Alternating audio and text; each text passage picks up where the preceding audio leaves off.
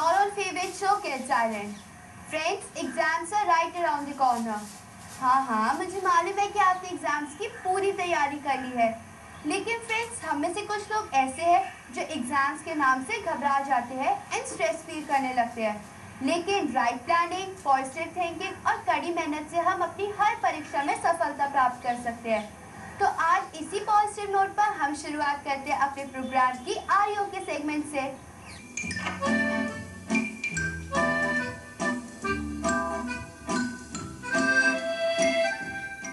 A very warm welcome to Kids Island. I am Priyadarshini. क्या आपके साथ कभी ऐसा हुआ है कि रात को आपने पूरी बुक अच्छे से पढ़ी हो और सुबह एग्जाम दिया तो बिल्कुल साफ? जी हाँ, आई एम श्योर आपके साथ ही नहीं, मेरे साथ भी कई बार ऐसा हुआ है। So how to banish examination blues? We have all the answers. आज हमारे साथ हैं हेमंत कुमार उपल जी, who deals with stress management with children. Welcome sir to the studio. Thank you. And we also have some really smart kids who are going to ask sir how to deal with stress management. Welcome children to the show. Thank you. So firstly tell us that what is stress actually? कोई भी ऐसी चीज जो हमारे साथ में अचानक होती है या हमको चिंता देती है या बहुत अधिक खुशी दे देती है, वो दोनों ही चीजें स्ट्रेस की कैटेगरी में आती हैं।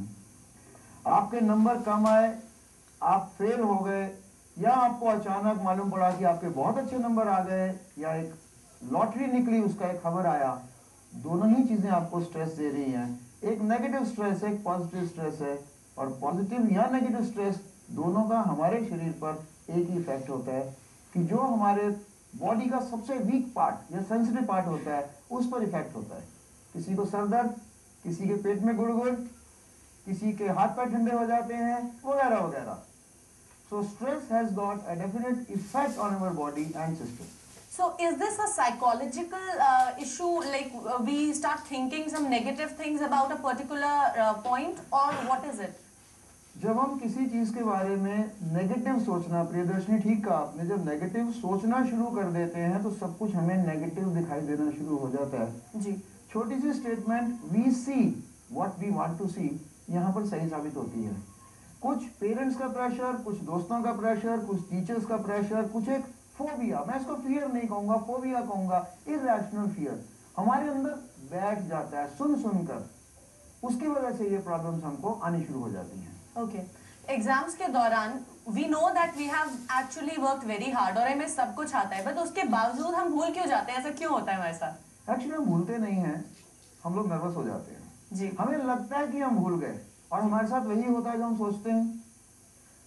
ये जो आपने भी बात की, इसमें दो कैटेगरी है स्टूडेंट्स की। कुछ लोग ये सोचते हैं कि हमें सब कुछ आता है, कुछ सोचते हैं ओ माय गॉड मेरा क्या होगा, मुझे तो कुछ नहीं आता, और अपना बाल नोचना शुरू कर देते हैं। और दोनों ही conditions dangerous conditions. So it's losing your confidence and overconfidence both are equally dangerous for us. हमें सिर्फ ये करना है कि एग्जामिनेशन से पहले एक वेल प्लान स्ट्रेटेजी बना लीजिए अपने लिए। उस स्ट्रेटेजी के हिसाब से जो हम डिस्कस करने जा रहे हैं, आप अपना काम करना शुरू कर दीजिए। यू विल सी, आप बहुत खूबसूरती से, बहुत बढ़िया से, बिना किसी स्ट्रेस के अपने एग्जामिनेशन को देखे आएंगे, और आप रियलाइज करेंगे हर चीज का एक रास्ता है। Exactly. Apart from thinking positive, what all we should do to deal with stress? In fact stress को डील करना प्रियदर्शनी हम लोगों को बताया नहीं गया। साइंटिफिक साइकोलॉजिकल तरीके हैं, अगर उनको अप्लाई करें, there is nothing which is difficult और impossible, what I feel. Right. और वही चीजें मैं आपके सामने आज बताने जा रहा हूँ, and I am very sure 1 महीने के बाद में ये बच्चे हमें शायद फोन करके उम्मीद करते हैं कि बताएंगे, एक ईमेल भेजेंगे कि वाकई में जो 1 महीने आपने करने के लिए कहा था हमने किया, बहुत बढ़िया हुआ, हमें कोई स्ट्रेस नहीं हुआ, हमें कोई एग्जामिनेशन फीवर नहीं हुआ, हमारा पेट खराब नहीं हुआ, हमारी नींद खराब नहीं हुई, हम बहुत बढ़िया हैं। Okay, so what all we should do, like plan before we start studying, or at the time of studying, what all we should do, like small tidbits to manage our studies? सबसे पहले आप सभी subjects को बराबर पढ़ेंगे। ऐसा नहीं कि एक सब्जेक्ट में मजा आता है या एक सब्जेक्ट इजी है तो मैं उसी के पीछे लग गया। सभी सब्जेक्ट्स को बराबर पढ़ेंगे।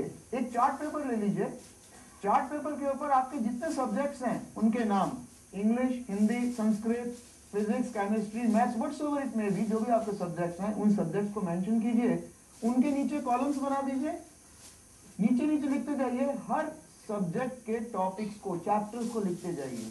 बड़ा चैप्टर है उसको छोटे पार्ट्स में, छोटे ऑब्जेक्टिव बनाकर उसको डिवाइड कर दीजिए।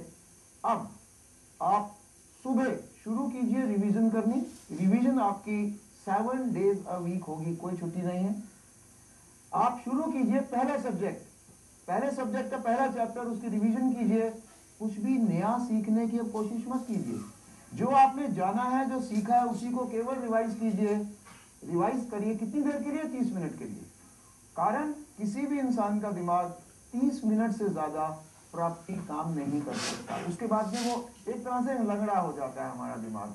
30 मिनट पढ़ाई कीजिए, रिवीजन कीजिए, अपनी कॉपी किताब बंद कर दीजिए, या तो आंखें बंद करके अगले 10 मिनट 1/3 टाइम आप उसको सर्व कीजिए दिमाग में, या अपनी पेपर के ऊपर मोटे मोटे पॉइंट्स नोट कर लीजिए। Now you are sure you are through with that particular subject and that particular chapter. अब आप सब कुछ छोड़ दीजिए, उठिए, 15 से 20 मिनट वो काम कीजिए जिसमें आपको मजा आता है। आप म्यूजिक सुनना पसंद करते हैं, आप टीवी देखना पसंद करते हैं, आपकी कोई हॉबी है, जो भी चीज आपको अच्छी लगती है आप उसको जम के कीजिए, पर मेहरबानी करके गिल्ट महसूस मत कीजिए, क्योंकि आप टाइम वेस्ट नहीं कर रहे। 30 मिनट जमा 10 मिनट, 40 मिनट, 15 से 20 मिनट, 1 घंटा हो गया पूरा। 1 घंटे के बाद में दूसरा सब्जेक्ट ले लीजिए। ये जो आपने 30 मिनट पढ़ाई की, 10 मिनट ओवर रीडिंग की और ब्रेक लिया, उसमें आपका दिमाग दोबारा से रिफ्रेश हो गया, दोबारा से एकदम तैयार है काम करने के लिए। दोबारा से यही 1 घंटे का सेशन लगाइए। दूसरा सब्जेक्ट, उसका एक पहला चैप्टर, ठीक इसी प्रकार अगर से हम पढ़ के फिर ब्रेक लें और दोबारा पढ़ें तो Yes. आई गेस हमारा माइंड Yes. सही वर्क करता है। पर सब्जेक्ट अब आपने दूसरा लेना है। जी, आपके 6 सब्जेक्ट 6 घंटे। आप जो चार्ट आपने दीवार पर लगाया था, लाल मोटे लाल पेन से आप उस चैप्टर को काट दीजिए। अब जब आप देखेंगे कि आपने ये चैप्टर कर लिया और वो कट चुका है, विजिबली आप देख रहे हैं, आप में एक निश्चिंतता की फीलिंग आएगी, एक कॉन्फिडेंस आएगा कि ये मेरी एक प्रॉब्लम, एक मेरा काम हो गया। साइकोलॉजिकली आप रिलीफ महसूस रिलीफ करेंगे। महसूस करें, क्योंकि आप देख रहे हैं, विजिबली आप देख रहे हैं। इसलिए लाल पेन से काटना बहुत जरूरी है। अगला दिन वही 6 से 8 घंटे, 6 से 8 सब्जेक्ट, वही रिवीजन प्लान। धीरे धीरे आप देखेंगे कि ये आपका जो काम है, जो आपका टास्क है, वो श्रिंक होता जा रहा है, और श्रिंकिंग आपको एक कॉन्फिडेंस देगी। बट एट टाइम्स बच्चों के साथ क्या होता है कि लास्ट में इतना सब कुछ एक्यूमुलेट हो जाता है दैट दे गेट डिस्टर्ब कि हम क्या पढ़ें और क्या छोड़ें। मैंने प्रदर्शनी इसी बात को सबसे पहले कहा, कुछ भी नया सीखने की चेष्टा मत कीजिए, क्योंकि जब आप नया सीखने की चेष्टा करेंगे तो जो आता होगा वो भी भूल जाएंगे। और सर अगर कुछ पहले आता ही नहीं हो तो क्या करें? ऐसा प्रदर्शनी कभी नहीं होता कि हमें कुछ नहीं आता। हमने क्लास में अपने कुछ नोट्स बनाए होते हैं, अगर आप उन नोट्स को रिवाइज करेंगे आपकी मेमोरी रिकॉल हो जाएगी, आपको याद आ जाएगा कि मैंने ये किया था। ऐसा कभी भी नहीं होता कि कोई बिल्कुल ब्लैंक हो, और अगर ब्लैंक है भी तो हमें समझ में आ गया ना कि हमसे गड़बड़ हुई, हम अगले साल ऐसा नहीं करेंगे। और याद रहे, सबसे जो प्रदर्शनी ने भी डराया हमको, याद रहे एग्जामिनेशन में पास होना या नहीं होना हमारी जिंदगी मौत का सवाल नहीं है। जैसे ही आपके दिमाग में ये चीज आ गई, चीजें आपके लिए आसान बन जाएंगी, क्योंकि आप एक अनजाने से फियर से घबराए, परेशान, हैरान रहते हैं कि क्या होगा। कुछ नहीं होगा। प्लीज एक कूल हेड के साथ पढ़ाई कीजिए, बिल्कुल भी डरिए मत। और आइए बात करते हैं इन बच्चों से कि इनके दिमाग में क्या सवाल है। सर मैं आपसे पूछना चाहता हूँ कि जो भी आपने अभी तक बताया वो सब प्री एग्जामिनेशन पीरियड के लिए बताया था जी तो जब हमारे एग्जामिनेशन चल रहे होते हैं, ड्यूरिंग द एग्जामिनेशन, जब एग्जामिनेशन जस्ट नेक्स्ट डे होता है जी तो अक्सर ये होता है कि स्ट्रेस ज़्यादा होता है। जी उन दिनों में हमें क्या करना चाहिए जिससे स्ट्रेस कम हो? नींद से आपने कॉम्प्रोमाइज नहीं करना। एग्जामिनेशन से पहले कम से कम 8 घंटे की नींद आपकी साउंड स्लीप होनी चाहिए रात की। आप रात भर जाग के पढ़ेंगे नहीं, क्योंकि अगर आप सोएंगे नहीं और सोने के बाद में एग्जामिनेशन देने जाएंगे, डेफिनेटली एब्सेंट माइंडेडनेस होगा, कंफ्यूजन होगा, नर्वसनेस होगी, डिप्रेशन भी होगा। मेहरबानी करके 8 घंटे एग्जामिनेशन से पहले, रादर हर दिन, हर रात, जो भी आपका शेड्यूल है, आप अपने 8 घंटे की नींद जरूर लेंगे। जी। खाने पीने का ध्यान रखेंगे, उसके बारे में मेरे ख्याल से इंपॉर्टेंट है आपको बताना। आप कोई भी चीज बहुत मिर्ची वाली, बहुत मीठा, chocolates, cakes, pastries please avoid कीजिए। तली हुई चीजें, फास्ट फूड, खासकर पैक्ड फूड जिसकी एक्सपायरी डेट होती है, आप लेना बिल्कुल छोड़ दीजिए। कारण बहुत सिंपल है, जितने भी पैक्ड फूड्स या आप फास्ट फूड खाते हैं उनमें मेन इंग्रेडिएंट्स होते हैं मैदा, व्हाइट फ्लोर। व्हाइट फ्लोर की एक बहुत बड़ी खूबी है कि आप मुंह में चबा लेते हैं, आपके पेट कोई भी डाइजेशन में हेल्प नहीं करता। अनडाइजेस्टेड फूड आपकी इंटेस्टाइन्स के अंदर चला जाता है, इंटेस्टाइन्स को ओवरलोड हो जाती हैं, वहां पर आपको constipation, gastric, nervousness, giddiness, lethargy ये सब महसूस होनी शुरू हो जाती है। चीनी खाने या ज्यादा मिर्ची खाने से भी आपको डिप्रेशन और स्लगिशनेस महसूस होगी, प्लीज उसको अवॉइड कीजिए। पानी पीते रहिए। अगर मैं आप लोगों से पूछूं कि आपकी बॉडी का मेन कॉन्स्टिट्यूएंट क्या है, पानी। 75% बॉडी हमारी पानी की बनी है। पानी की कमी, खासकर हम सर्दियों में पानी नहीं पीते कि प्यास नहीं लग रही। पानी नहीं पीने से एब्सेंट माइंडेडनेस बहुत ज्यादा बढ़ जाती है, आपके दिमाग के काम करने की क्षमता बहुत कम हो जाती है। पानी की बोतल अपने साथ रखिए, सिप बाय सिप। आपने गटगट करके पानी नहीं पीना, सिप बाय सिप पानी पीते रहिए। दिमाग आपका चौकस रहेगा, चुस्त रहेगा, दुरुस्त रहेगा। और जब हम पढ़ते हैं उसके अगले, हमें पता होता है कि उसके अगले दिन हमारा एग्जाम है, तो हम जाते हैं तो जो हमने पढ़ रखा होता है एग्जैक्ट वही आता है, तो हम जैसे उसको करने जाते हैं वैसे ही हमारा दिमाग एकदम दर्द करने लगता है और फिर याद आता है कि ये याद ही नहीं है। याद ही नहीं है। जब पहले आपको स्ट्रेस होता है, इस तरह की आपके साथ में कुछ हो रही होती है, उस वक्त में कभी आपने अपने सांस की तरफ ध्यान दिया? ज्यादा आपकी सांस उस वक्त रुक जाती है या आप सांस अपनी रोक लेते हैं। जैसे ही आपको परेशानी शुरू हो, आप लंबी गहरी सांस लेनी शुरू कर दीजिए। सांस को थोड़ी देर अपने पेट में, फेफड़ों में रुकने दीजिए। सांस को धीमे धीमे छोड़िए और अपने आप से कहिए I can do it, I can do it. बार बार कहिए अपने आप से। अपने क्वेश्चन को ध्यान से पढ़िए, ध्यान से पढ़िए। एक बार, दो बार, तीन बार, चार बार आंसर खुद ब खुद आपके अंदर से बाहर आएगा, क्योंकि वो आपको पता होता है।